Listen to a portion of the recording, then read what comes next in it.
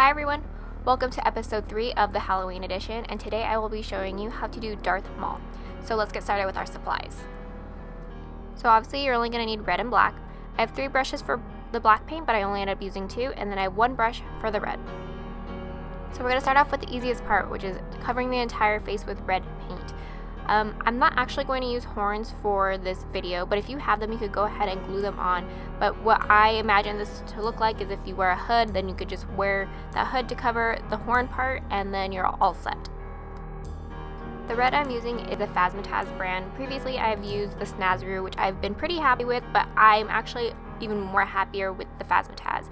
It comes on pretty consistently every time, and I love how vibrant the red is.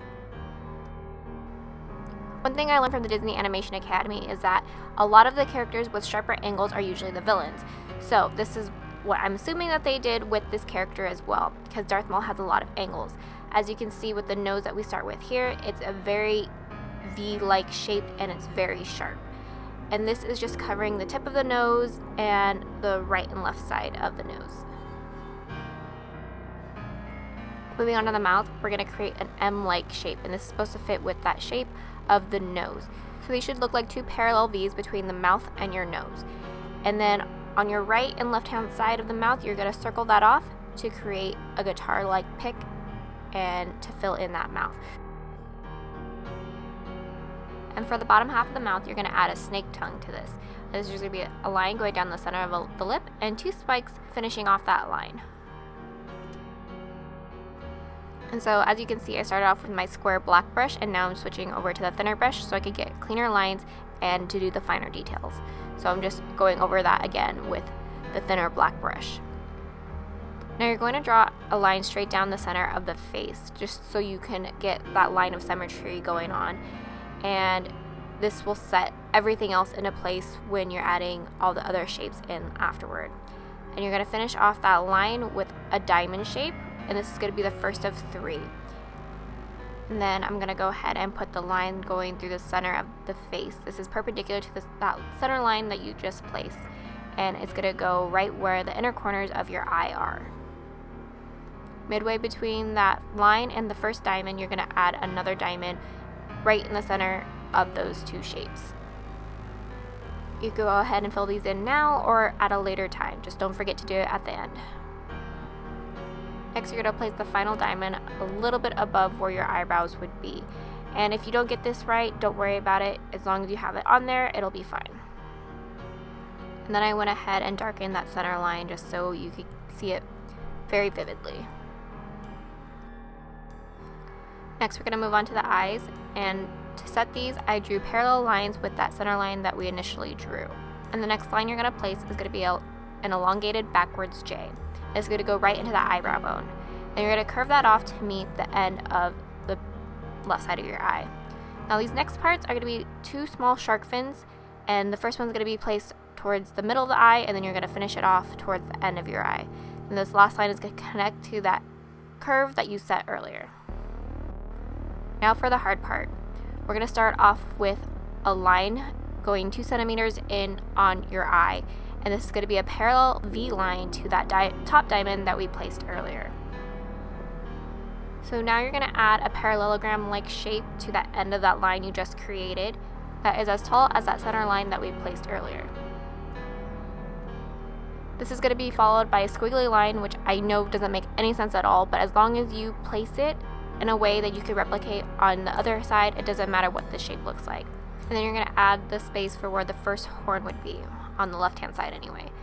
And the best way I could describe this is to create a flame-like wave in order to get that kind of shape. As you can tell, I elongated that center line, and then I'm going to add a rounded V shape to create the space for the middle horn. For me, it's always best to start off with the details smaller instead of larger, because it's easier to fix smaller things than it is to fix larger to small. So as you can tell here, I went from smaller to larger by adding more to those horn spaces that will be filled in later. Now for the cheek area, you're going to add another V-like shape. And this I tried to kind of fall in line with those V's and M shapes that we placed on the mouth and nose. And the end of this V is going to connect to the tip of that shark fin.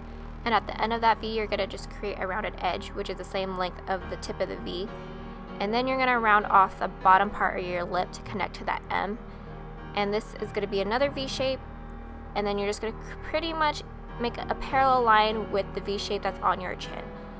And then you extend that all the way back to about mid-ear. And now at the other corner of the eye, you're going to create an S-like shape that will connect about right above the ear to that huge chunk of black we will add in a moment. I'm going to go ahead and fill all the spaces that I was supposed to fill in with black, and that way you have a better idea of what the heck I'm talking about. And for this, I switched back to my black square brush so that way I could cover more space but still get a little bit of fine detail as well. I've also retraced some of my lines I placed earlier so that way they're cleaner and a little bit thicker.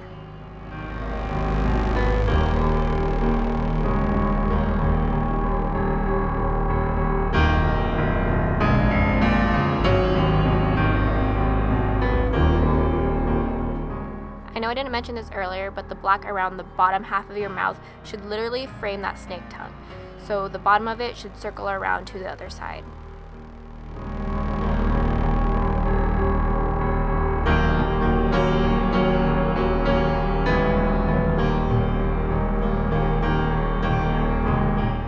And finally, you're going to add a little eyebrow shape, and this is going to be an elongated U shape that just gets that corner right where we place that elongated J. And then you're going to do this all for the other side. I would not recommend to do this at parties. I would definitely do this as a one-time thing for Halloween because it takes so long. It's about 20 minutes. So if your child really wants to be that, or your adult friend or someone, whoever wants to be that, let them know it's going to be a long time and a long process to sit through. So I hope you guys enjoyed this. Please like and subscribe if you like videos like these, and I will see you all next week where we'll be doing a pop art inspired face paint.